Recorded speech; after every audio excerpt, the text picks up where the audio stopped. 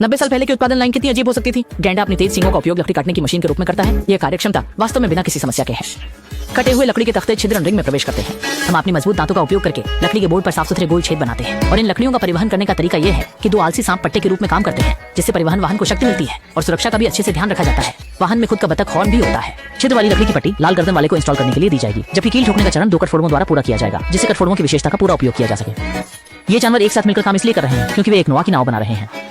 कुछ समय पहले नोआ को पता चला कि जंगल जल्द ही बाढ़ से डूबने वाला है, ताकि जंगल के अंदर की चीजों को बचाया जा सके। जानवरों, नूह ने अपने परिवार को जानवरों को नूह की नाव बनाने में जुटाने के लिए प्रेरित किया, ताकि सुरक्षित स्थान पर पनाह मिल सके। नूह के परिवार के सदस्य अपनी अपनी जिम्मेदारियां निभा रहे थे। 3 बेटे जहाज की छत बिछाने के लिए जिम्मेदार थे, जबकि 3 बेटियां भोजन का भंडारण संभाल रही थी। कांटों वाले जीव के सहयोग से पूरे परिवहन का काम बहुत तेजी से हो रहा था और जानवर अपनी क्षमताओं का उपयोग कर पूरी मेहनत से काम में जुट गए। नोआ के निर्देशन में जहाज जल्दी ही तैयार हो गया। इसी समय आकाश में काले बादल छा गए और तुरंत ही भारी बारिश शुरू हो गई। देखते ही देखते बाढ़ आने की स्थिति बन गई। नोआ ने अपने बेटों के साथ तुरंत आपातकालीन बिगुल बजाया और बिगुल की आवाज सुनकर जानवर तुरंत जहाज की ओर दौड़ पड़े। उसी समय जंगल के सभी जानवर तेजी से फुर्ती से आग की ओर बढ़ रहे हैं। सभी जानवरों को आग में प्रवेश दिलाने के लिए नोआ ध्यानपूर्वक जानवरों की संख्या को दर्ज करता है, जबकि नोआ की पत्नी कीड़ों की संख्या दर्ज करती है। इसी समय दूसरी ओर नोआ को एक परेशानी का सामना करना पड़ता है। एक जिद्दी गधा बिल्कुल जहाज पर चढ़ने को तैयार नहीं है। जैसे ही नोआ इस समस्या से परेशान होता है, बिजली की एक रेखा गधे की पीठ पर गिरती है और इस समस्या को सफलतापूर्वक हल कर देती है। उसी समय 2 स्कंक देर से पहुंचे, लेकिन यह देखकर नोआ ने तुरंत अपने बेटों को जहाज के बोर्ड खींचने को कहा, फिर अस्थायी जहाज को रवाना कर दिया।